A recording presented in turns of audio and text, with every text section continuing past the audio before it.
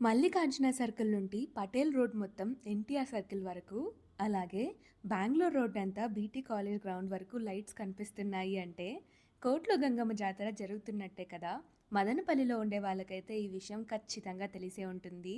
ఇలా దారి పొడుగునా చెట్లతో సహా అన్నిటికీ లైట్లేసి ఉంటే ఎంత కలకలలాడుతూ ఉందో అసలు. గుడి దగ్గర డెకరేషన్ అయితే చెప్పాల్సిన పనే లేదు. చాలా అంటే చాలా బాగుండింది.